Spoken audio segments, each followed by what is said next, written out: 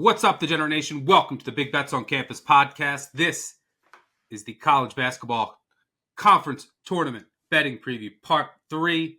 I'm Stuckey, and joining me today are my fellow BBOC co-hosts, Greg Waddell and Mike Calabrese. Today, we will hit the WCC, the Valley, some March Madness, the SoCon, and the CAA, which I still will probably always call the Colonial. So apologies in advance if I say Colonial. Hit these four. We got more coming on Thursday. And then Sunday and Monday, we're going to have, I think, 4 episodes that come out.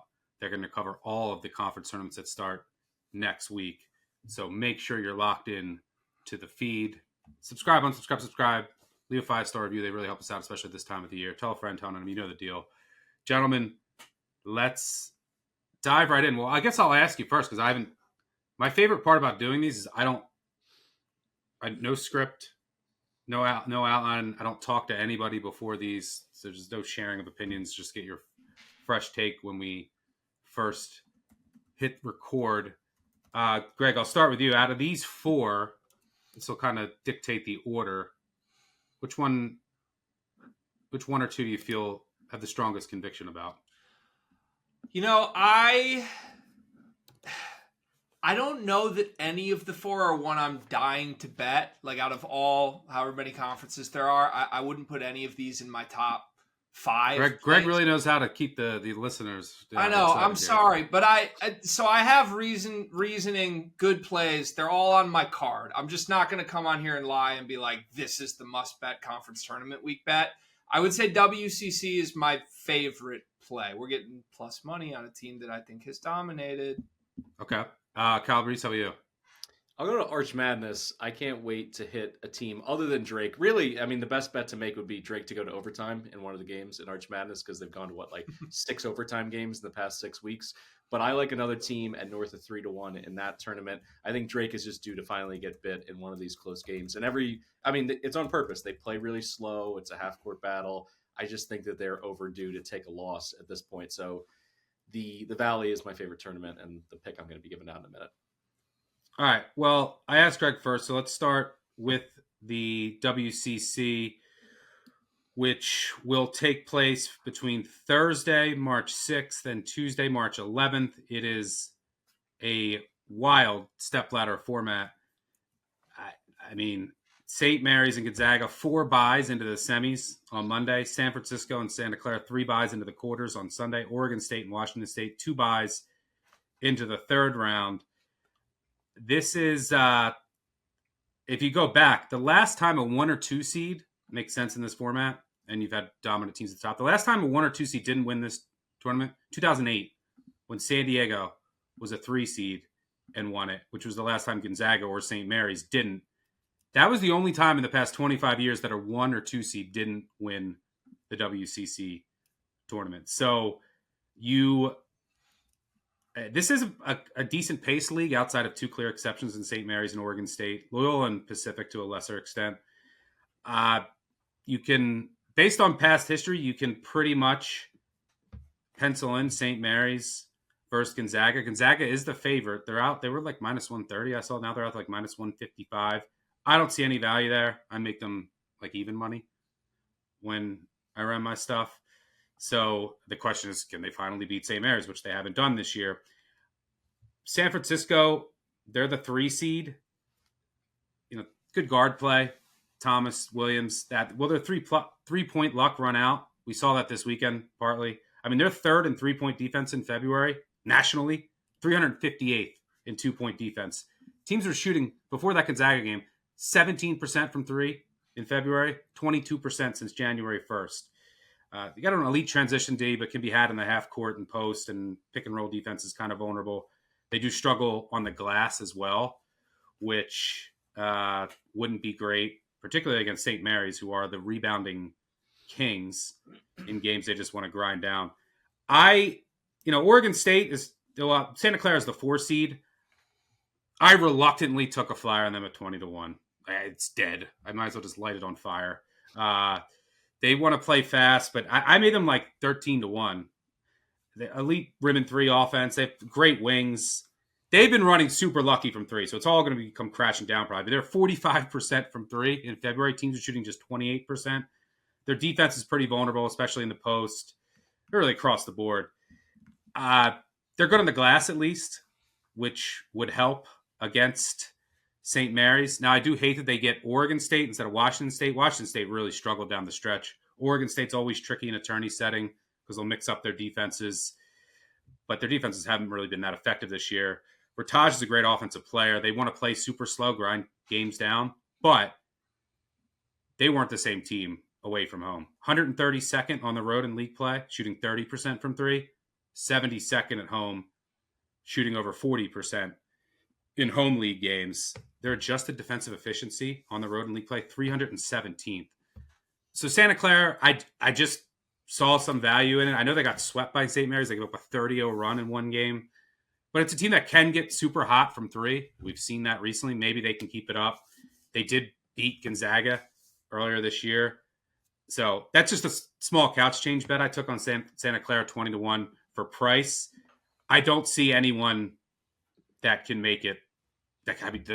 In order to get there, to get to Gonzaga and St. Mary's, you got to, win 3-4 games from if you're one of the 7 through 11 seeds. So I don't see anything there in a top heavy league. But I did take a flyer on Santa Clara. Greg, you mentioned you like a team that is dominant another. I assume you were hinting at St. Mary's. Yeah, it is St. Mary's. That's my pick here, and I'm glad you at least mentioned Santa Clara because if we were going to throw out a long shot, I think that's the correct angle. I would want somebody from the St. Mary's side of the draw, I think, if you're trying to pick off like an underdog. Because I do think we'll see a motivated Gonzaga here, given that they lost the regular season outright, and it's Mark Few with banners with a couple seniors on this team that need to feel like they're going out with something here. But the reality is this. I think St. Mary's is every bit as good as Gonzaga. I know the analytics, KenPom still has Gonzaga 8th nationally. I think Gonzaga is one of the teams and programs that has really exploited, I don't want to call it loopholes because, look, analytics matter, of course. We use them every day to help us. But the flaw with the system of just trusting that blindly, to me, is that if a team is trying to keep their starters on the floor and win games by 50, it can really swing the way you look without looking at what you've done in games that matter. Gonzaga is not the team that beat Baylor by 40 on opening night of college basketball when they've played good opponents. I don't really trust anybody on a Gonzaga uniform in big games. I think that's more than fair to say about Ryan Nembhard and Graham Ike at this point. They're 1-4 in the last 2 seasons against St. Mary's. Not only did they get swept this year in the regular season, but they were 1-2 against them last year. I think Marshallonis, what he's done at St. Mary's, he's the player of the year in this conference. You get the best player with a team with a good matchup. Like when I think back to what happened with the St. Mary's Zaga games this year, you just saw the patience of St. Mary's mentally destroy this Gonzaga team that wants to run down and shoot with 20 seconds on the shot clock. And they just don't have the typical go-to scorer stars that the best Gonzaga teams have had. Ryan Nembhard's a setup guy and a great one at that, but it ends up in a lot of long Khalif battle jumpers really early in the shot clock, a revolving door in the front court. So this is one of those, I know people say it's hard to beat a team 3 times. When it comes to conference tournaments, I don't know that I agree with that. I think back to, in my state, Michigan State, about 6 years ago. People kept saying Michigan was going to beat Cassius Winston. Never happened. They hung 2 banners and won 3 straight games against them. Sometimes you have a team's number. I think that's St. Mary's, and I think it's disrespectful that they're plus 130 against a team they've been definitively better than for the better part of 2 years.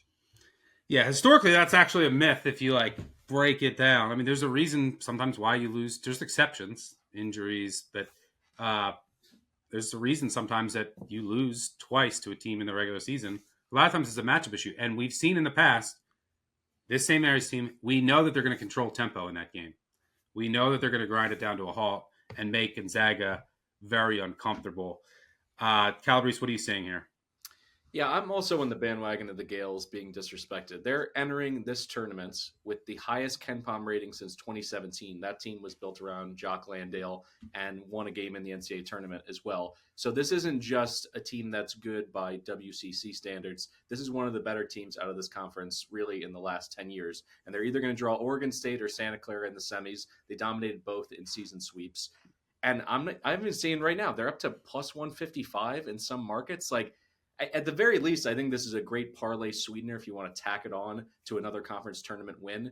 And keep in mind, like this St. Mary's team, they are the third highest rated team in Haslametrics from away from home ranking. So in some of these cases, and we'll talk about it in the other conference tournaments, a lot of these teams just dominate on their home floor, play 500 ball on the road. That's obviously not the case here. They went 11-7 against the spread in WCC play. They covered by close to 5 points per game.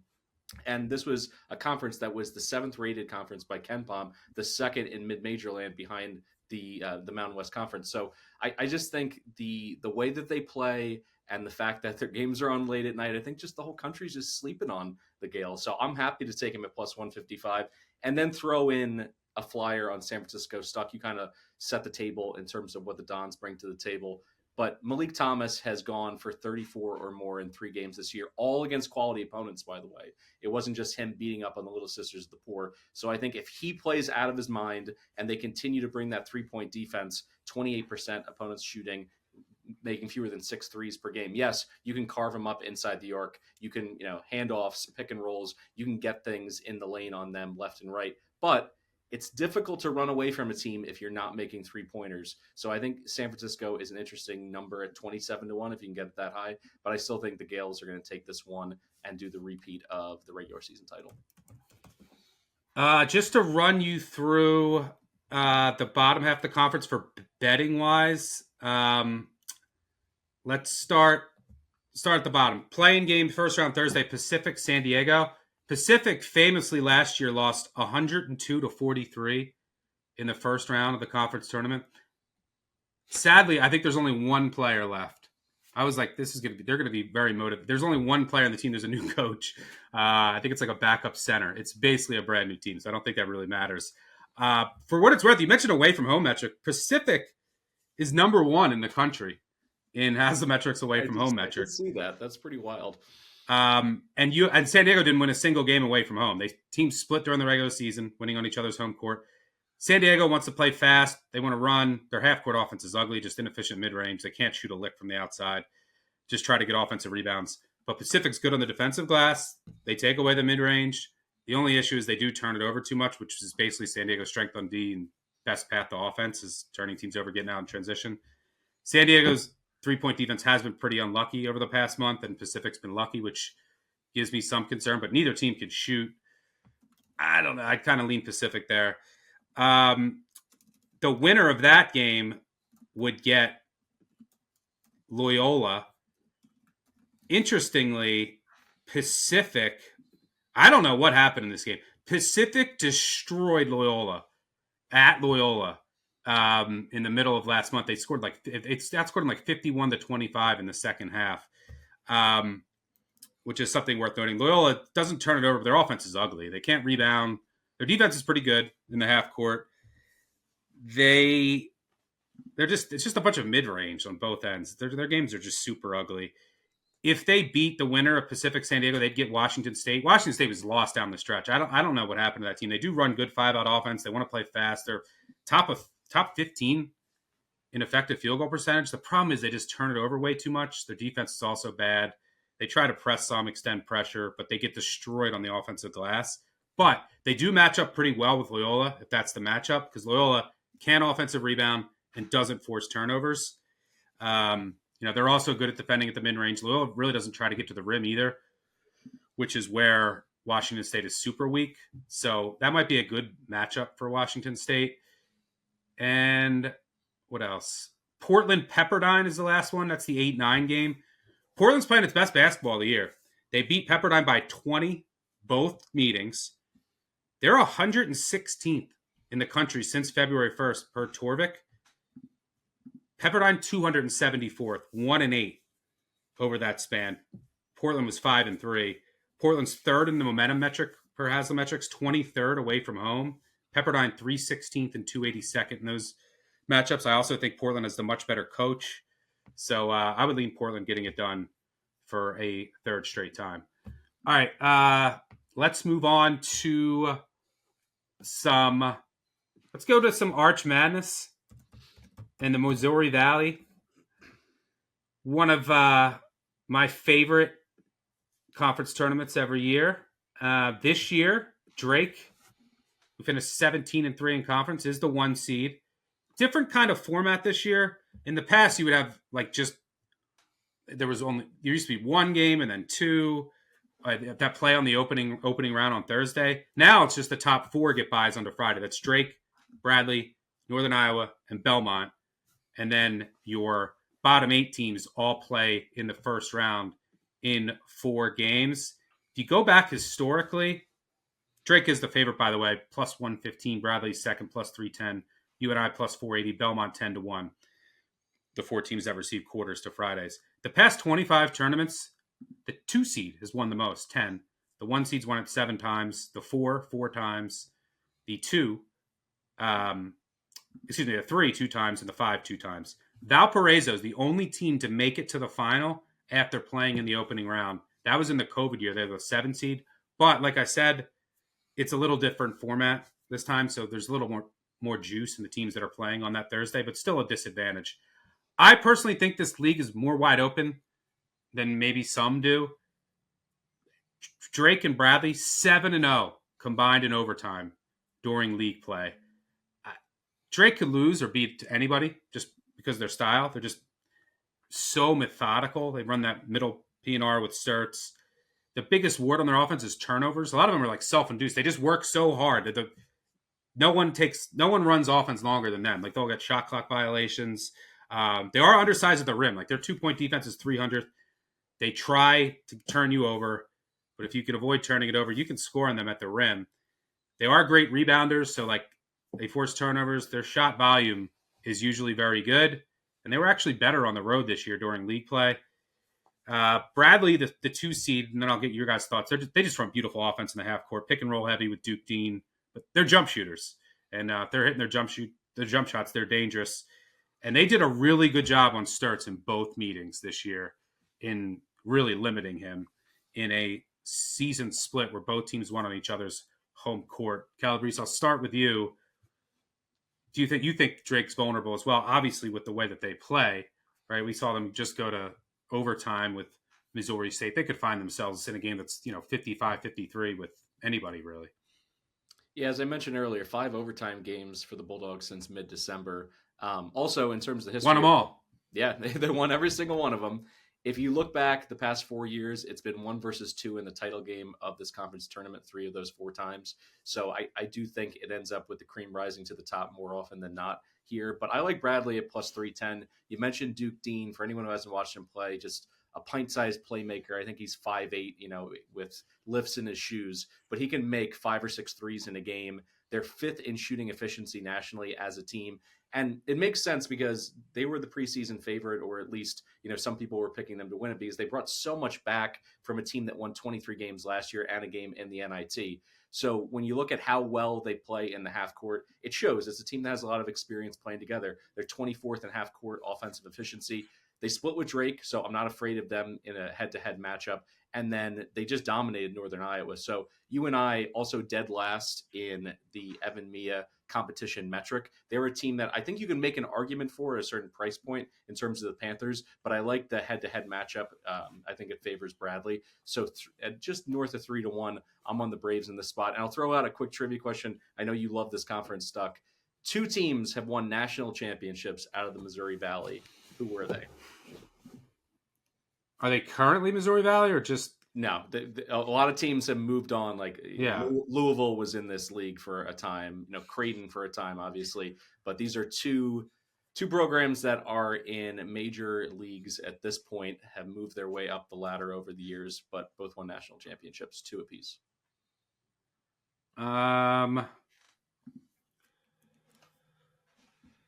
My first thought was Indiana State, but they're currently in the Valley.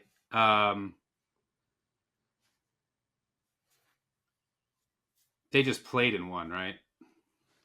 Indiana State. Well, Indiana State's got. They don't have any national championships, but they. No, but I'm saying they played in one, right? Yes. Well, they got to a Final Four and a national championship with Larry Bird. Indiana State also made the NIT title game last year.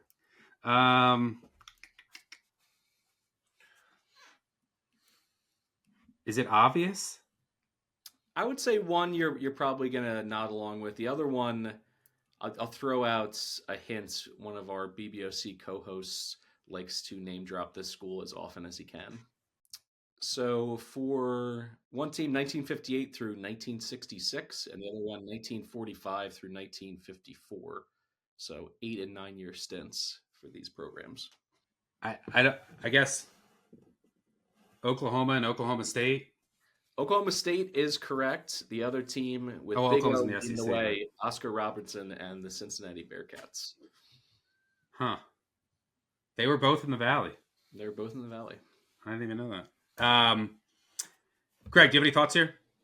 Yeah, I do. I am with you guys that I don't see any value on Drake here. Their overtime luck this year is Jerome Tangish. I think they probably deserve the title of best team in this league, but it's not any team I'm willing to put any significant belief behind right now. I think there's value at both Bradley and the other team that is going to have to get through Bradley, but in Northern Iowa, I don't see much separation between the general caliber of Bradley and Northern Iowa. They split in the regular season. The one thing I would point out, Duke Dean, like that's a guy I love betting on as well. He really struggled against Northern Iowa twice, and to eye test to me, he kind of struggled with the size of Northern Iowa. They're pretty huge. They start like 6'4", 6'5" at the guard spots. So, you're getting Northern Iowa plus 475 is what I saw, a little bit better than Bradley. I think that game's basically a toss-up, but to me, you've got to target whichever side of that game you believe has the advantage, whoever you think is the value in this conference tournament. Yeah, running through the rest of the teams, you mentioned UNI. Campbell and Anderson are really good players. They're great offense, work through the post, but they're 362nd in away from home metric. Per Torvik, 71st in home games, 187th in away games. Their pick and roll defense can be a disaster. Shaky D overall. They do take away transition. They play really slow, which helps in this format. Illinois State, the 5 seed. That's why I took a flyer on. I am a little worried. Like, they play Missouri State in the first round. Missouri State's the 12, the last seed. But I'm a little scared of that game because Missouri State's playing much better of late. They've just been really unlucky in close games. They're 0-3 in overtime. Des White's a good player. Brady can make some shots. They play super slow, just crash the glass relentlessly on both ends. Hampton recently quit the team. He's like, by some analytic sites, he's their most efficient player. But I don't know, maybe he was like a cancer or something. That does hurt on the glass, though, and their depth. I'm a little worried about that game, but I don't know. I just took a flyer with Illinois State because Illinois State is a high variance team. I mean, their defense stinks out loud, hard. But I think that if you look at this draw, like Belmont, Illinois State, who's stopping who? I don't know. I mean, Belmont is the 4 seed, jump shooters. They want to play fast, great offense, hard defense. They don't really score at the rim. They can get crushed in the offensive glass. They don't really rebound. They're like a 3-point variance team. But Illinois State's a 3-point variance team.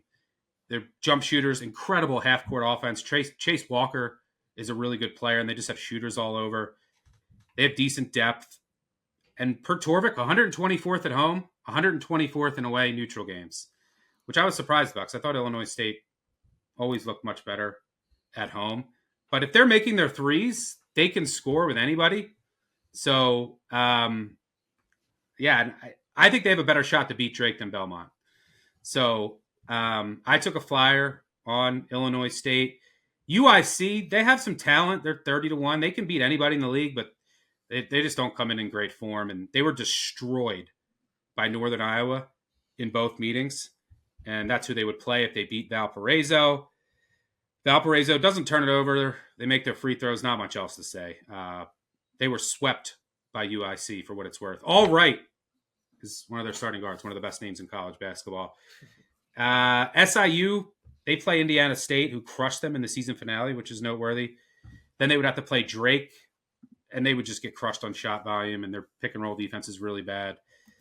SIU doesn't really do anything well. They're like 8th in adjusted offensive and defensive efficiency in league play, 42-1, no thanks.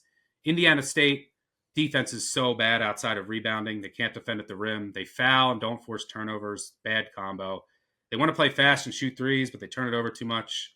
They get no offensive rebounds. They did take Drake to overtime, 5 but their pick and roll defense is really bad. And then Evansville, the 10 seed, all D. No. They split with Murray State, almost beat them twice, but no depth, shot volume clowns. So I just don't see it from anyone in the bottom half. But I did take a flyer on Illinois State. Their offense is incredible.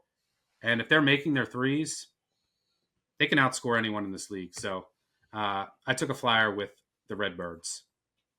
All right, let's move on to... Let's hit the CAA.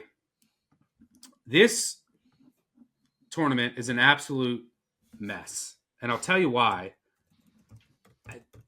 There have been injuries all year with all of these teams. You've some teams lost guys to fixing games. You had illnesses. You have injuries. So like figuring out who's good. I'm convinced and I'm pretty confident. I think many would agree UNC Wilmington is the best team. They're the 2 seed. But plus 190, no thanks. I mean, they have the best offense with Newbie. Towson got the 1 seed. They're plus 370. But no thanks on Towson. I mean, they want to play really slow. They're physical. They just want to crash the glass. They don't turn it over. Really good shot volume team. But they won a ton of close games. They could lose to anybody. Charleston plus 350 is the 3 seed. Berzovic, really good player. They want to play fast. Their defense, I just don't trust, though. And then you just have a bunch of teams like William and Mary. Noah Collier, is he out for the year? They want to play fast. I don't know. Campbell, they lost their point guard. They stumbled down the stretch. They were just getting great 3-point variance for a while. Monmouth's the 6 seed. They're 90-1. They play zero defense. I mean, maybe you just bet on Bashir and Durr getting hot for a couple games. I don't know.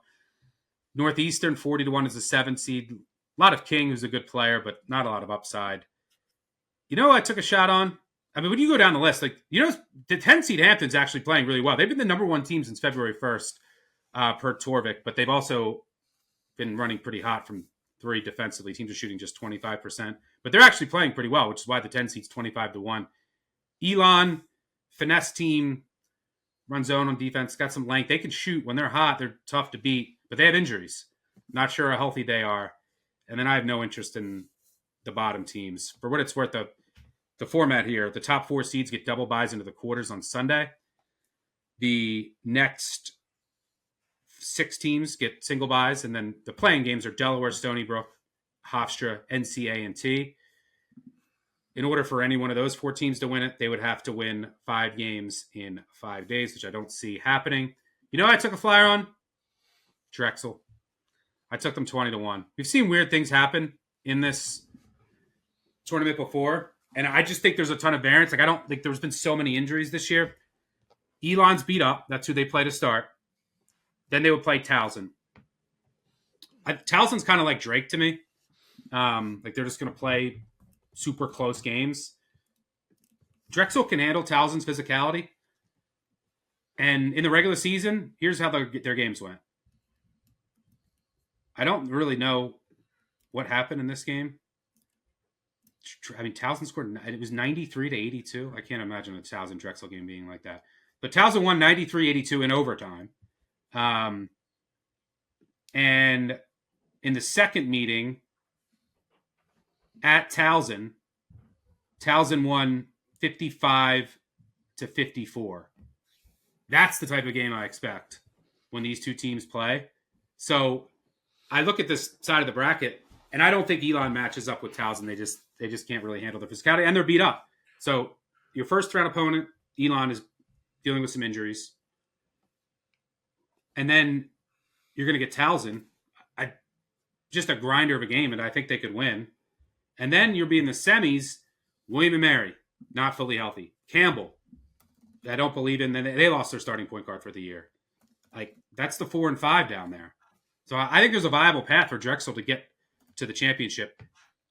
Now, if you bet this, unfortunately, you're going to have to watch Drexel, which is not fun. But this team, the good thing is, like, they are just grinders. They just grind the game down to a halt. They're 356 in adjusted tempo. They do turn it over too much, but they're good on the glass. They can deal with the physicality of Towson. And, so I took a flyer on Drexel 20-1. Calabrese, what are you seeing in the Coastal?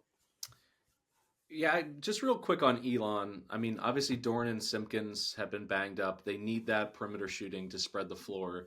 But I don't know, if you can get a number a little bit better than 20-1, shop around. Oh, you're going head-to-head with me. You're going head-to-head on the first 8-9 games. I think so. Because you've been in love with Elon all year. I have been in love with Elon, and they have burned me. 8-10 in CAA play, but 4 of those losses, by the way, by 1 possession or in overtime. And in the past 3 weeks, we saw the upside. They beat Towson. They beat UNC Greensboro. So, I mean, they can still do damage on the offensive glass with Van Komen and Sherry. And with their interior size, you got to shoot over them or you got to shoot from distance. A Pat Scarry team needing to knock down shots is not something that should instill confidence. Now, granted, they got to get out of that first-round matchup, but I do think there's an opportunity for them to shock the 1 seed here. And, I mean, the Tigers just aren't a great shooting team at all. So, you know, them on a neutral floor, I think let's call it 20-1. 20-1, I'm going to take a flyer there. But I like Charleston, 7-2 to win. I mean, they did win their only meeting with Drexel on the road. But do we know how healthy Elon is? I mean, we don't. Simpkins and Dorn. I can find Dorn and Simpkins. I can't find an update. So that obviously is going to be a huge that's part of the reason why I took it. I don't think that it's a great matchup for Drexel. But because Elon might not be 100%, and I wanted to attack Towson, I went with Drexel. But Elon definitely has upside if they're hitting their shots. But go ahead. You want to talk Charleston? Yeah, I like Charleston plus 350. They won this tournament the past 2 years. They have the confidence to get this done. And let's look at their top-end play. They beat Towson by 8. They beat St. Joe's on the road. They beat Loyola Chicago on a neutral floor. I just think when it's all going right, they certainly have the game to be able to win multiple games of this tournament and cut down the nets as the champion. And it starts with Ante Brcevic. Like, this guy is absolutely incredible. He had a breakout game or 2 at the beginning of the season and then has been off the national radar. For those who are not familiar with him, he's a top 20 player in terms of efficiency. He can score anywhere on the floor. He can step out to 3-point range. He's got an array of post moves. And when people send doubles to him and shade their defense his way, he's a plus passer. He's a great rebounder, solid rim protector. It's almost impossible to keep him from impacting the game one way or another. I don't love the fact that they need to go through UNC Wilmington, who they had a really good game plan against him the last time they played. They denied the post. They did send doubles his way. And yes, he got some assists, but he didn't get to double-digit shots. And I think for that reason, you know, his ability to take over the game was diminished, and they end up losing both to to Wilmington. So I think the Seahawks have his number a little bit. But outside of that, when you look at having the best player in this tournament, and then Chris Mack's a phenomenal coach. He's won Coach of the Year honors in the A-10 in the Big East. And this team also, I want to point out, when they speed things up, they win games on runs. No one has a better kill shot margin in the CAA than the Cougs. So at 7-2, I mean, I'd much rather be riding with them than Towson, the number 1 seed in this tournament. I think there's value here on this number. I think they're going to win this thing. I would be surprised if we see an early exit or even one down game from Brcevic at any point in this tournament. I think he's ready to go. Yeah, I don't know. I had no interest in the bottom half. The interesting case with Charleston, as you mentioned, Brcevic is probably the best player in this league.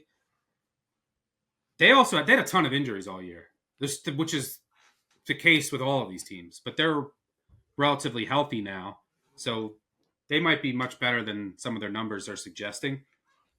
But they did, they might have to play Monmouth. Monmouth did beat them. Monmouth just has a pair of guards that for one game can get super hot. UNC Wilmington has to play Charleston in the semis. I just don't see any value in their number. I think they're the best team.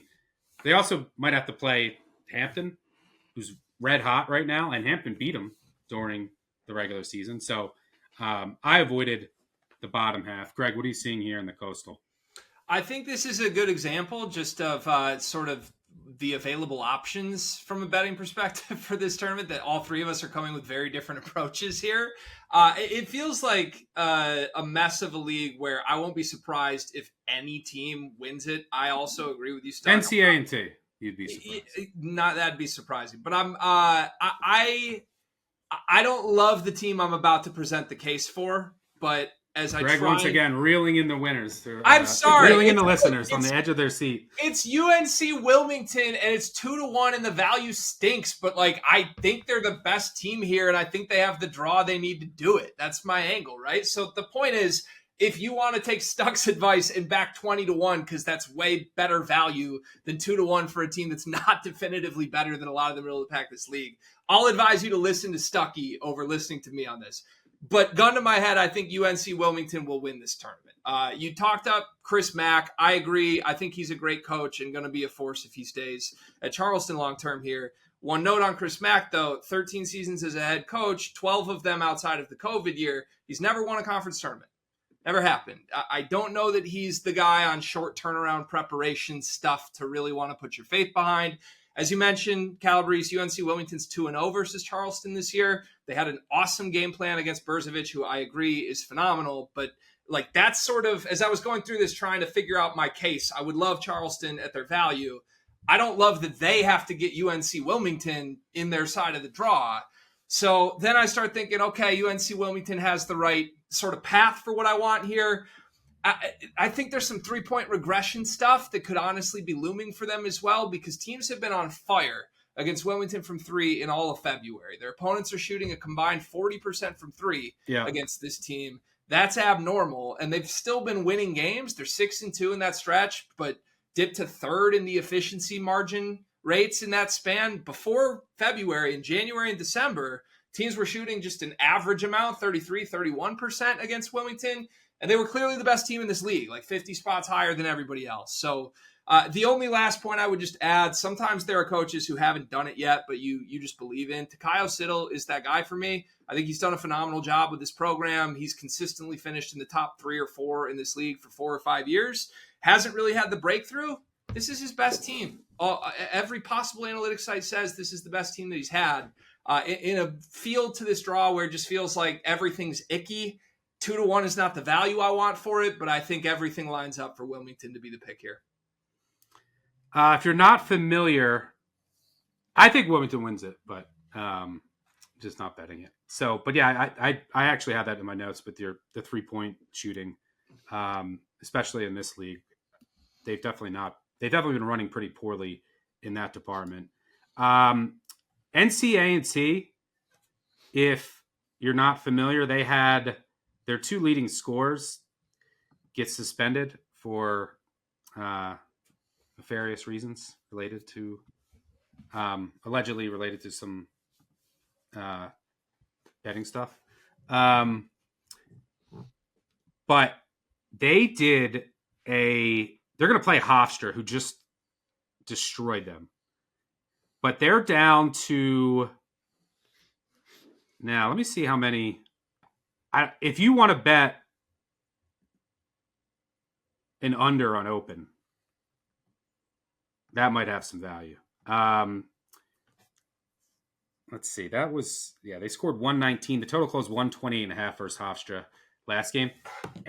The market's pretty much caught on to this, but not all the way yet.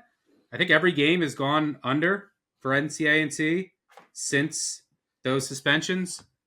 They basically play 5 guys now. They don't have anybody. So they went from, let me pull up the numbers. They went from, like, since they lost those players, their temp adjusted pace 339th in the country since January 31st. And before then, they were 25th. They've gone from 25th to 330th in adjusted tempo. It's like they've just said we can't. I mean, we don't have any depth. We lost our 2 leading scorers. We're just going to try to slow the game down as much as possible. Something worth noting. All right, let's move on to our final league, and that's the SoCon. This is a 3-point league. If you like 3-pointers, this is the league for you. This will take place in Asheville between March 7th and 10th. Top 6 seeds receive a bye. Chattanooga is the favorite at plus 220. Elite motion offense. Their defense is very questionable, though. 7th in league play. Huff Bonham, great backcourt. Champion has provided a boost to them, the D2 transfer. I love Wheeland. Their offense is just beautiful to watch. friend of the show, Jordan Majeski, he's pointed this out multiple times. Chattanooga, in their second meeting with teams this year, their offensive efficiency has jumped through the roof. So maybe that translates even more here when they play some teams a third time. They're the favorite. UNCG, the 2 seed, plus 320. ETSU, 6-1 is the 3 seed. Samford, the 4 seed, is 4-1. Furman, 5 seed, plus 850. Wofford, plus 650. And then, I honestly think those 6 teams, any one of them can win it, and it wouldn't surprise me. I think they all have at least a 10% chance of winning this league, and it might be closer to 15. So any one of those teams. I don't think VMI has a shot. They don't have a point guard. 3-point variance team. Get crushed in the glass. Turn it over too much. They start with Citadel, who they swept. Citadel is also a 3-point variance team, but they want to play slower. They can't shoot. Shot volume clowns. They have 1D1 win on the year against Stetson. They haven't won a game since December 3rd. They did go 0-3 in overtime, but VMI, Citadel, who cares? Mercer, Western Carolina. Talk about a game that's going to be played in up tempo. Mercer can't shoot free throws for what it's worth. Western Carolina wants to play fast. They don't have a point guard. Their point guard plays so bad. I crossed out 7 through 10.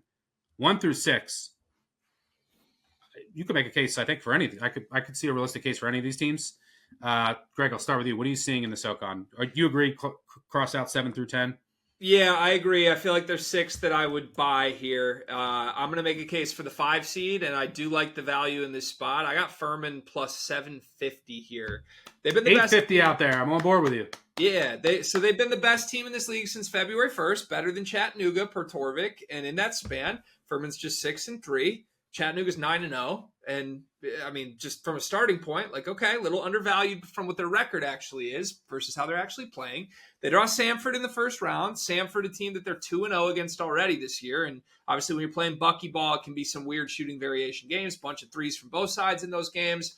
But Furman won one of those games when they did not win the 3-point percentage battle. They shot 20-something% in that game, and then they won one where they shot the lights out. So I think they are kind of matchup-wise, a team that can survive if Samford gets on fire, as they didn't necessarily need to hit 15 threes to beat them in one of the 2 games. PJ Smith is a dude. I love watching that kid play. He can take over a game any given time. And if you think about, okay, if Chattanooga's the quote-unquote team to beat here, Furman did not fare well against Chattanooga this year, but PJ Smith really struggled in those games. And I don't really think there was all that much of a rhyme or reason for it. He's a very high-volume guy. He was 11 for 34 combined in those 2 games. That's 2 of his worst games of the season. I feel like if you just get a solid to good PJ Smith game, they were not far behind beating Chattanooga this year. And Chattanooga's defense, talk about this conference tournament as a whole. You mentioned all the 3-point variance and the 3-point heavy teams. There are going to be multiple teams that catch fire in this tournament from any random spot in the tournament. You're going to have to win a game where you survive or do enough defensively to stop it.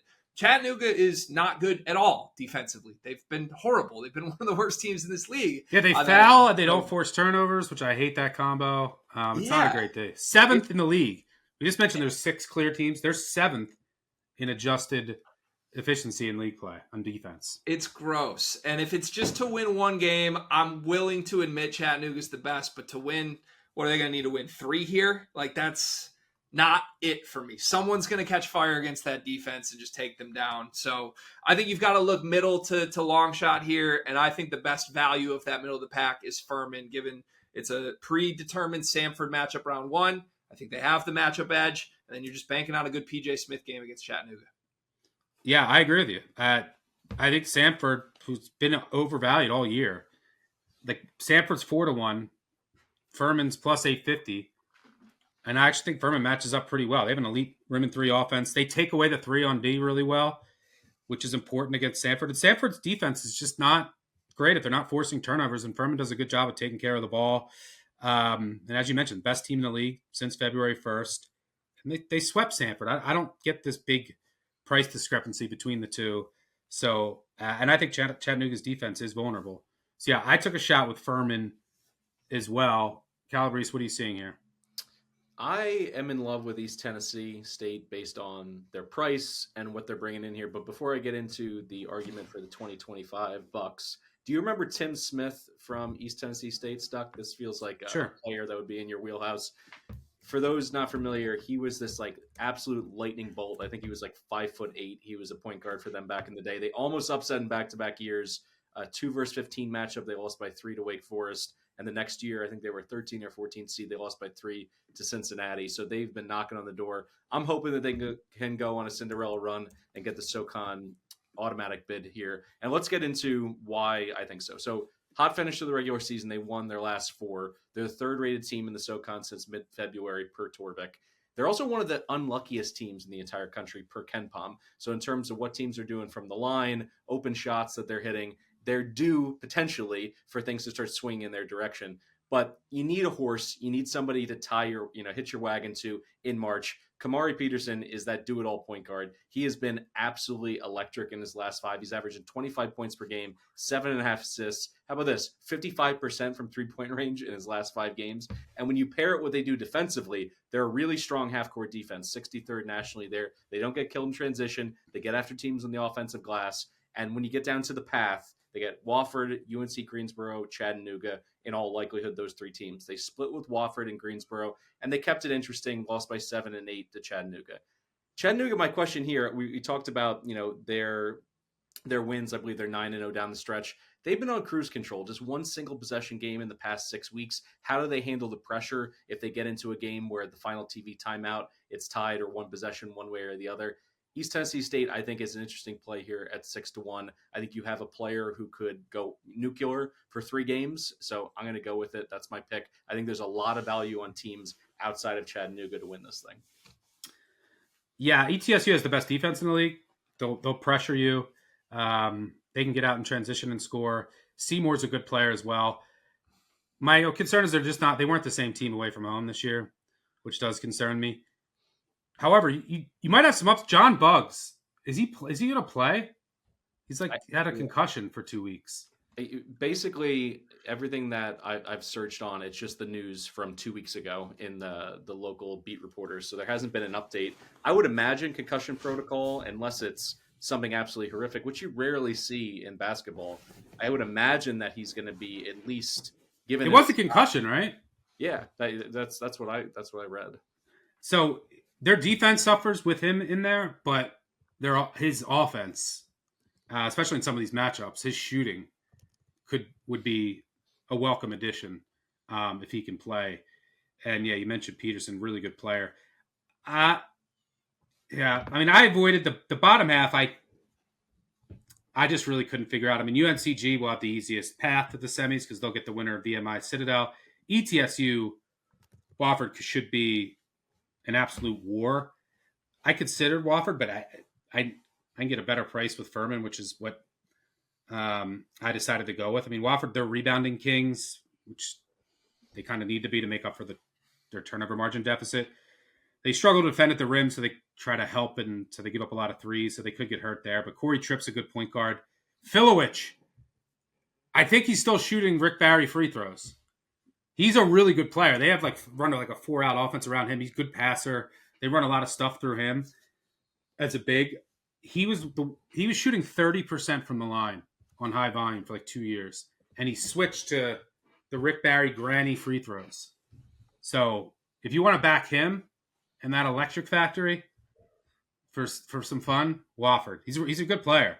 But I think any of the top 6 teams could win this. But out of those, the best price is Furman, which is who I went with because I think they match up well with Sanford. I think Chattanooga is vulnerable.